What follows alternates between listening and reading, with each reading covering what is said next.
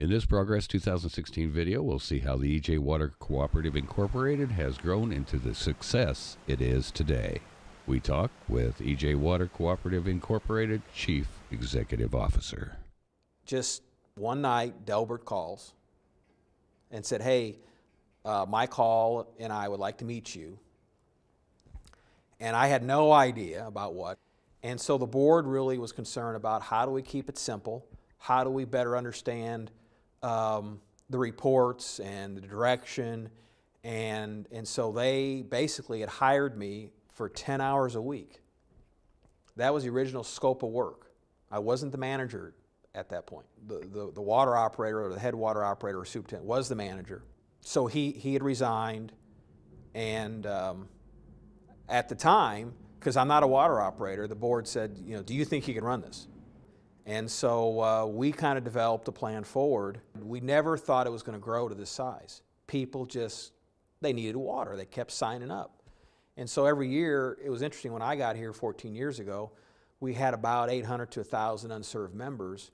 And so every year we're putting on 200 to 300 to 400 members a year, roughly. And about the same amount kept signing up. So we were never really, it seemed like we were never getting ahead, because as many people as we would serve, those would be that many people that would sign up. With the ongoing consumer demand, EJ needed access to more water. We started buying a lot of water from the city of Effingham.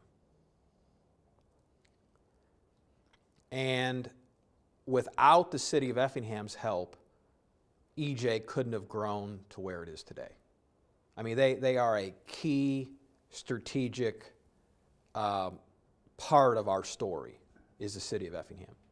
Roughly in 2008, we realized as a co-op that we had to make the next move, which was to build the Delbert Munt water plant, which is it's a $11 million water plant. This is a very large, very costly plant.